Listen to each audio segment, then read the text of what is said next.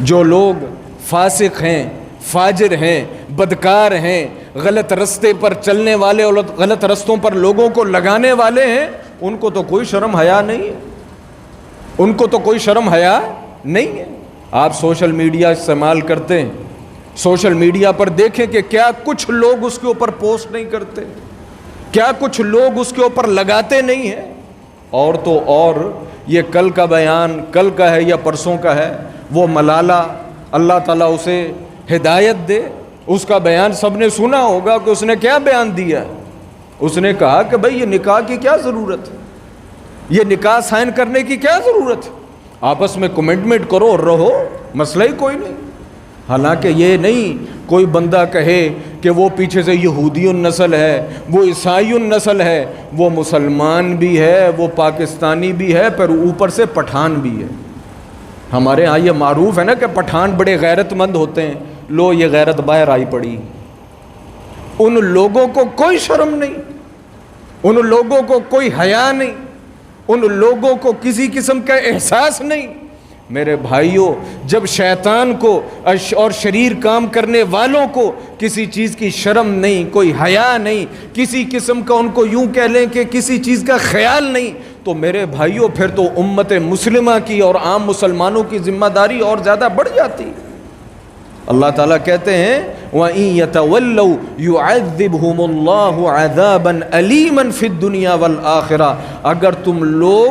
تم لوگوں نے اپنی اصلاح نہ کی، اپنے دین پر قائم نہ رہے، اپنے معاملات کو دین کے مطابق اور عرف کے مطابق نہ چلایا، يُعَذِّبْهُمُ اللَّهُ عَذَابًا أَلِيمًا فِي الدُّنْيَا وَالْآخِرَةِ، اللہ تمہاری اس دنیا کو بھی دردناک کر دے گا اور آخرت کو بھی دردناک کر دے گا۔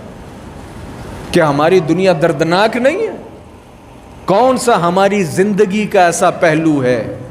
کون سا ہمارے معاملات کا ایسا پہلو ہے، کون سے ہماری اخلاقیات کا وہ پہلو ہے، کون سا ہمارے ملک کی معاملات کا وہ پہلو ہے کہ جسے دیکھ کر ہمیں سکون ملتا ہو، راحت ملتی ہو، آسائش ملتی ہو، یا ہم ذاتی طور پر یا عالمی طور پر اپنا سر جو ہے وہ فخر سے بلند کر سکتے ہو۔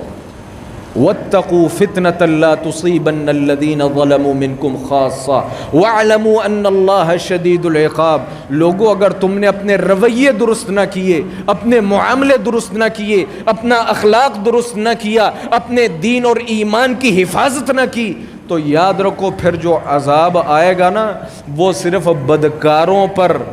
بے غیرتوں پر، حرام خوروں پر نہیں آئے گا، وہ سب کو لپیٹ کر لے جائے گا اور پھر سب کے سب جو ہے تم تباہ ہو جاؤ گے۔ وَاعْلَمُوا أَنَّ اللَّهَ شَدِيدُ الْعِقَابِ۔ میرے بھائیوں، اس لیے اگر کوئی انسان یہ سمجھتا ہے نا کہ میں کیا کروں، ہم بس اوقات سستی کرتے ہیں، اپنے آپ کو بس اوقات حقیر سمجھتے ہیں، اللہ تعالیٰ کہتے ہیں یہ کام مت کرو۔ وَإِن تَتَوَلَّوْا يَسْتَبْدِلْ قَوْمًا غَيْرَكُمْ ثُمَّ لَا يَكُونُوا أَمْثَالَكُمْ۔ اس دنیا میں کبھی کسی نے ہمیشہ نہیں رہنا۔ اگر تم نے رب کی بات نہ مانی اور تم نے دنیا میں اس کے طریق اور اس کے منہج اور اس کے معاملات کو اس دنیا میں قائم کرنے کی یا کرانے کی نہ کوشش کی، نہ بات کی، نہ حرکت کی، یستبدل قوما غیرکم، وہ تمہیں ختم کر کے دوسروں لوگوں کو لے آئے گا۔ ثم لا یکونوا امثالکم، یہ مت سمجھنا کہ وہ تمہاری طرح کے ہوں گے، ہم تمہیں بدل کر جن لوگوں کو لائیں گے وہ ہماری بات کو ماننے والے ہوں گے، وہ ہماری بات کو ماننے والے ہوں گے۔ وَمَن يَتَوَلَّ فَإِنَّ اللَّهَ هُوَ الْغَنِيُّ الْحَمِيدُ۔ باقی بھائی یہ قسمت کی بات ہے۔ اگر کوئی انسان اللہ کی بات کرتا ہے، اس کے رسول کی بات کرتا ہے، اس کے دین کی بات کرتا ہے، لوگوں کو ان کے معاملات کو درست کرنے کی بات کرتا ہے، اس کا تعلق دین کے ساتھ ہو، اس کا تعلق دنیا کے ساتھ ہو، اس کا تعلق اخلاق کے ساتھ ہو، اس کا تعلق معاملات کے ساتھ ہو، اس کا تعلق معاشرت کے ساتھ ہو، تو وہ انسان اپنا ہی فائدہ کرتا ہے۔ وَمَن يَتَوَلَّ فَإِنَّ اللَّهَ هُوَ الْغَنِيُّ الْحَمِيدُ۔ یہ ساری دنیا بھی اگر مشرک ہو جائے، یہ ساری دنیا کرپٹ ہو جائے، یہ ساری دنیا زانی اور بدکار اور حیوان اور جانور بن جائے، فَإِنَّ اللَّهَ هُوَ الْغَنِيُّ الْحَمِيدُ، لوگوں کے ان معاملات سے اللہ رب العالمین کو کوئی فرق نہیں پڑتا۔ اس لیے میرے بھائیوں، انسان کو کونو مبارکین اینما کنتم،